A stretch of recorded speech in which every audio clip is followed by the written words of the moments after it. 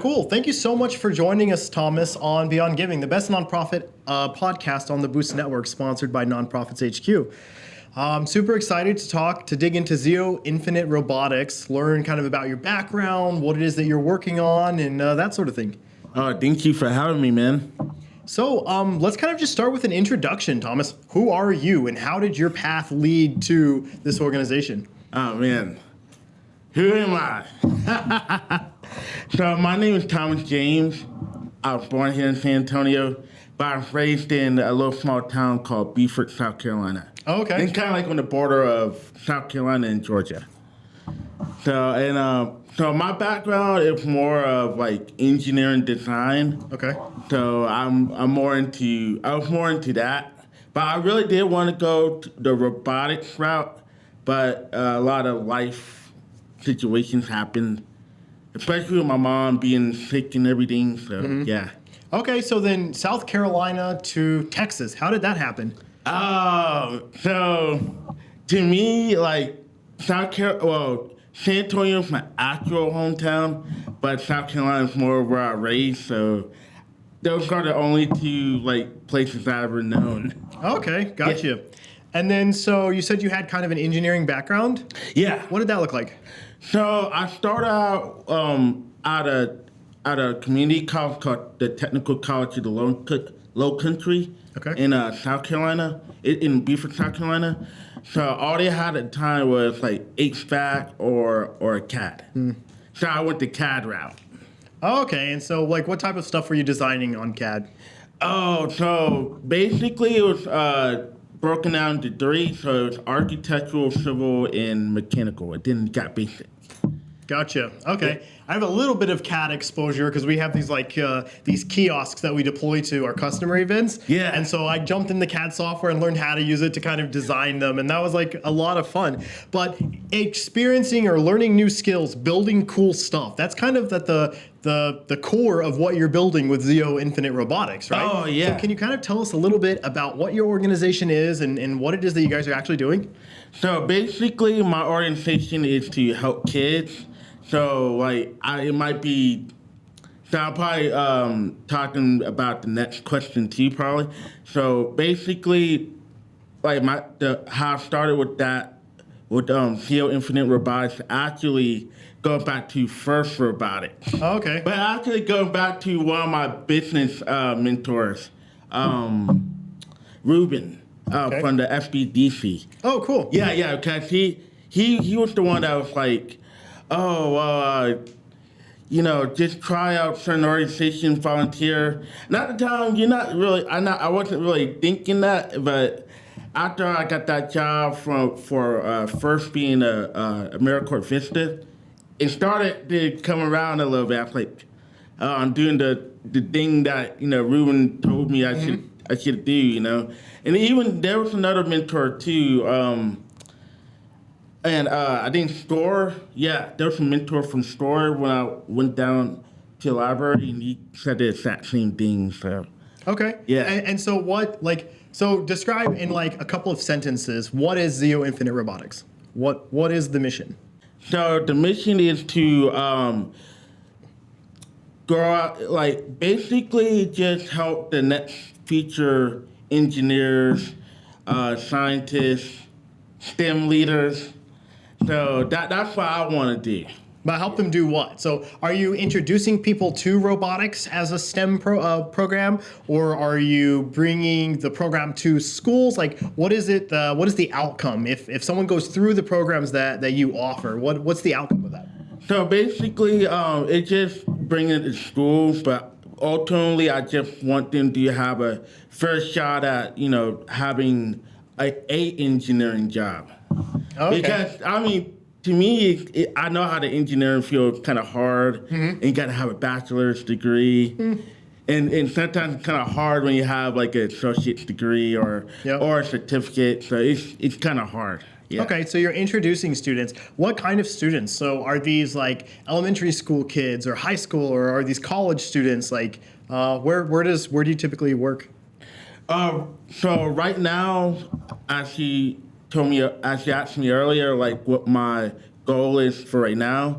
It's just right now I'm just doing middle school, high school, college. Because I think they're kind of easy to talk to. And so what type of like, so you're creating these STEM programs that you're bringing to middle and high school students, right? What are you actually doing? Are these like robotics champion or challenges? Are these just learning the fundamentals of robotics? Like what are the actual programs? So the one that I'm working on, the Tech Gladiator challenge, as I call it, or a T. Tech Gladiator, that sounds fun. Yeah, or TGC, as I call it. Okay. So basically, I'm kind of going the manufacturing route, like for them to learn the manufacturing side, because that, to me, like when it comes to like San Antonio, I feel like that doesn't get talked about as much as the other fields. So this is like actually producing and building these robots. Yeah. Right? For what is the Gladiator challenge for those that don't know? So basically, it's just building robots, but also competing a little bit. Yeah, So it's like robot wars, essentially. Like if fighting much. battle challenges, that type of thing? Pretty much. Awesome. And so what you're teaching in these programs are these kind of how to design and build these defensible robots for these challenges? Yeah. Very cool. I mean, to me, I always think, like, whether it's battle bots or FIRST or vets, there's always an art and a strategy behind it. Absolutely. And so what do the first few days of this program look like? So if I come in as a middle school student or a high school student, right, and I don't have exposure to this before, right? That's why your program is so critical. What is it that I can expect to learn immediately? And when do I actually get to start building these kick-ass robots? Oh, man. I'm trying to go for the workshops, so people can like learn how to build it, like what goes into it, because there's a lot of math, science, and you gotta learn everything about it. And it's not just hardware either; it's software. Yeah, software, yeah, because you just don't want to build it straight away. Then there's a mechanical error, a troubleshoot error, and I'd rather give kids a chance first, for like maybe the first few months, and then the last few months, competition season. Yep, that's awesome. And so, like, where are you currently working with any school districts, or like, where do you currently have these programs? Well, right now I don't have any school districts, but I'm trying to go for the north side and the northeast side since I'm closer to that area right now. Okay. And then eventually expand more into the other districts. Right. Okay. Nice. And so you're kind of focused on the San Antonio area specifically? Yeah. Awesome. And so you're taking these programs into the schools and you're teaching them how to build these robots. Are they taking the robots they build and submitting those to a challenge, or are they fighting other teams in the area? Like, what does that actually look like? Oh, man. So to me, I just think, I wouldn't say submit the robots because the robots are there, but, just challenging other teams. Okay, awesome. And so they'll just be coordinated like battles between the different school districts or the different schools in the district, that sort of thing. Very cool. And so what are kind of some of the challenges of programs like this? I know like when you approach different school districts, they're all on different schedules. They all have these different requirements that you have to kind of hoops you jump through to get programs in. And then one of the big challenges or the big friction points also usually comes down to funding, right? Right. How do you pay for the supplies? Building robots can be somewhat inexpensive or incredibly expensive, right? So how do you close those gaps, and how do you actually enter into a district? To me, I just think the grants and who your suppliers are. I think that's a big thing, but also there's like different resources that goes into it too. So you can do some things to like reduce the cost for the materials and the supplies that you need to actually build it. But then you've got like these other hard costs, right? You've got the hard cost of the materials, but then also you've got costs like time and people to run the programs. Yeah, I didn't travel and Yep, definitely. And so you're funded mostly through grants right now? Yeah. And so when you bring a program to a school, what is the school's kind of part in that? But like logistically, right? So like, I have this program. Are you providing curriculum and guidance? Are you providing the actual facilitation of these workshops and the building sessions? Like, what does the school provide? What do you provide? So basically, I have kind of come up with a curriculum because that's what I've been working on for like the past half year. Yeah. So curriculum for like elementary, middle, high school, college too. So and then also the workshops. I think the workshops are going to be really, really helpful. Nice. Okay, cool. Awesome. Now, kind of changing gears a little bit, why did you decide you wanted to do this? Like, of all the things you could do with your engineering background in the world, why did you decide you wanted to start a nonprofit one, which is already hard? Yeah. And then teach robotics to children through school districts? Like, why is this your mission?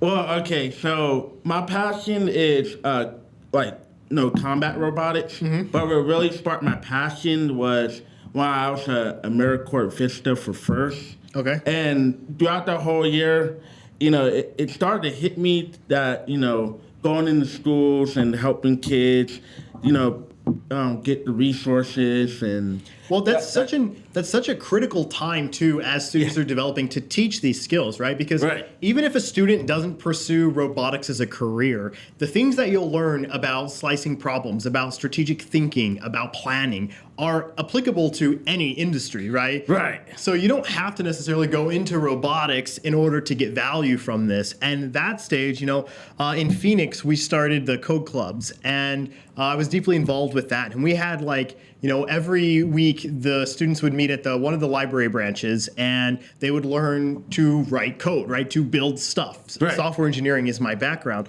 And we had, 7-year-olds writing Objective-C in iOS apps, right? We had these children building these really amazing things. We had some working on some robotics stuff. And that's such a critical time to start building those skills, because even if they never go into anything technical in their career, they now have that ability to think about problems logically, to, think in different ways, to accept feedback from different problems. So that's really cool. And I think that's a good time to introduce programs like this is in school. Oh yeah, and I mean, about the code, I experienced that when I used to volunteer for iCode a while back. Yep. So I saw kids and they was creating their own video games, and I thought that was cool. And also the Lego sumo robotic. Yep. Actually, I like that too. It's something about that speaks about the Japanese culture thing that I sort of like. So. Yeah. Yeah, I started kind of incorporating that too a little bit. Nice. And okay, cool. So then you are an engineer by trade. You've started this nonprofit. What are some of the interesting things that you learned during this process that you didn't like? What are some of the surprise, lessons that you've learned while you were starting Zeo Infinite Robotics?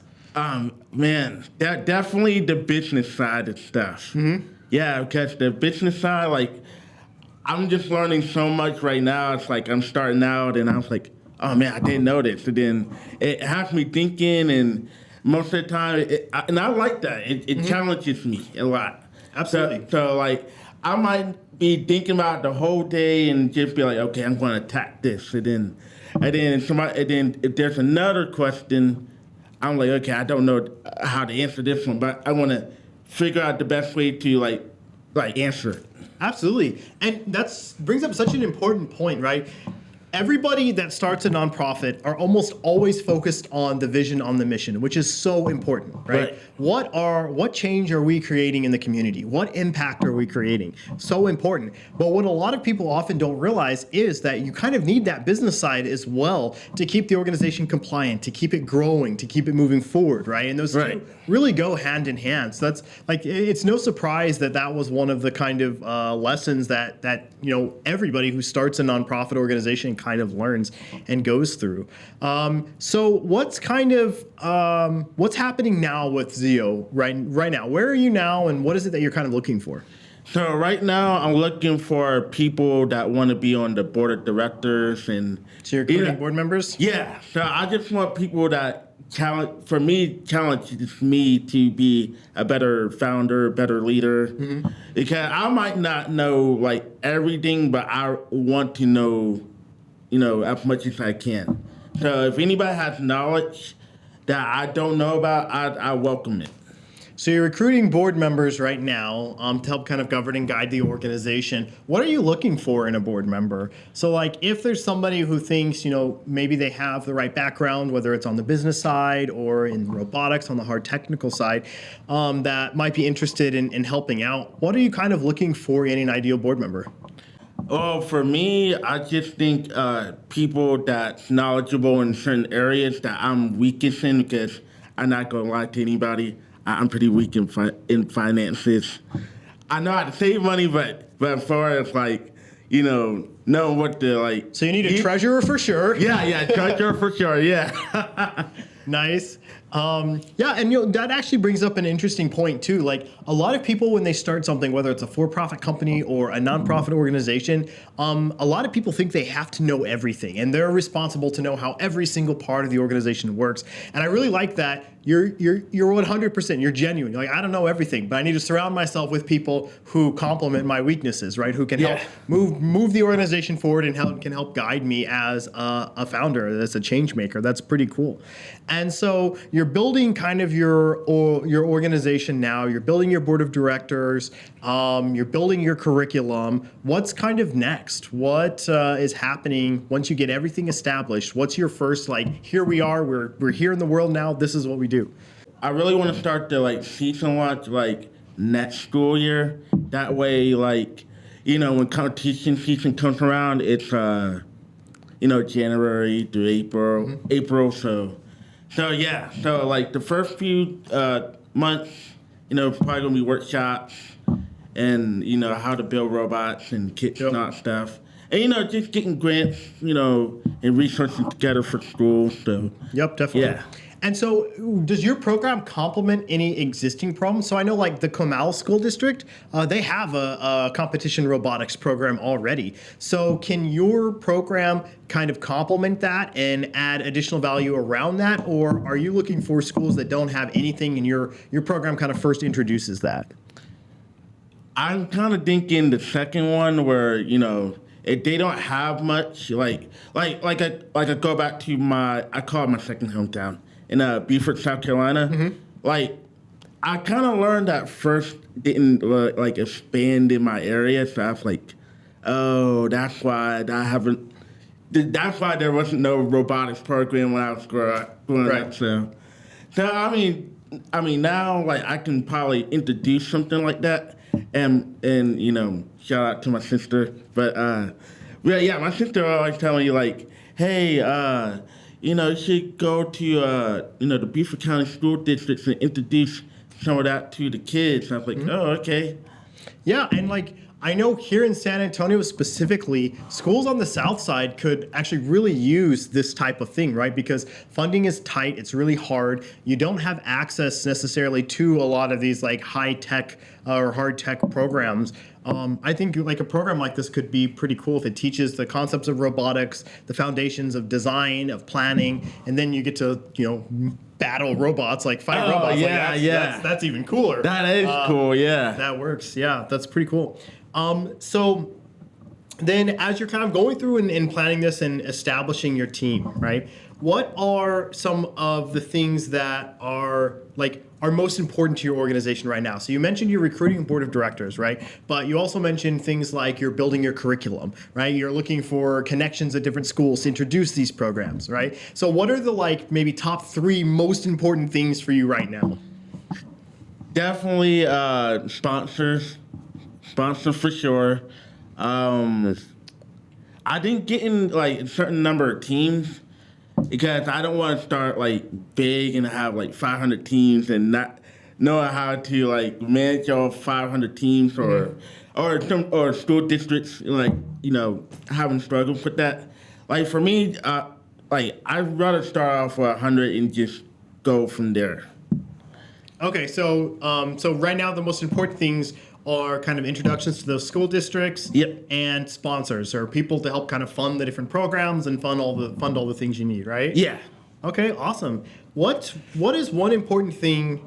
We kind of talked a little bit about why robotics is important and how it's applicable to other career paths as well. But what would you say is the most important aspect of designing these robots, building them, and whether that be teamwork, whether that be the hard skills of learning CAD? Like, what is the most important thing there?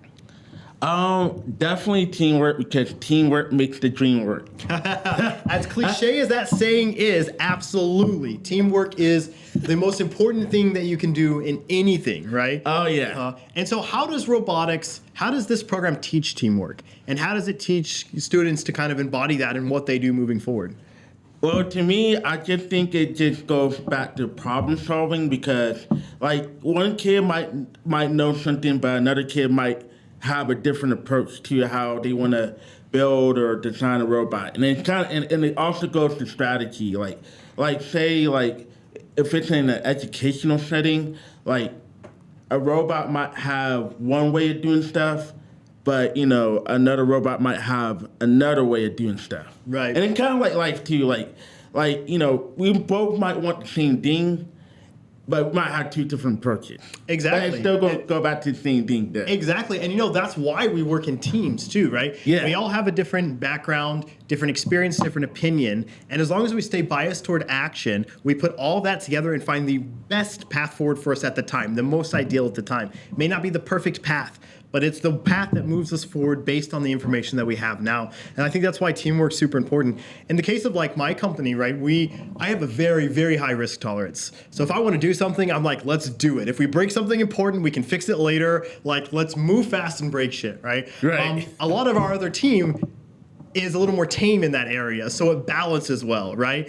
We might have a conversation, and after like a 5-minute conversation, I'm like, let's pull this trigger and completely change our business model. Let's do it, right? And the rest of the team's like, well, maybe we should do a little bit of validation of that. Maybe we should ask our customers what they want, these things like that. And so teamwork really helps you slice things properly and progress towards that common goal and the best path forward, right? Would you agree with that? Oh, I agree with that. I'm kind of like you. Like, I would do something, and then I would ask other people, like, hey, what do you think about this? And then I'll slow it down a little bit. Definitely. And and so teamwork being the most important thing. So what comes after teamwork? So what is the next most important skill that robotics teaches students? Well, I know robotics has many disciplines, like electrical, electronics, mechatronics, CAD.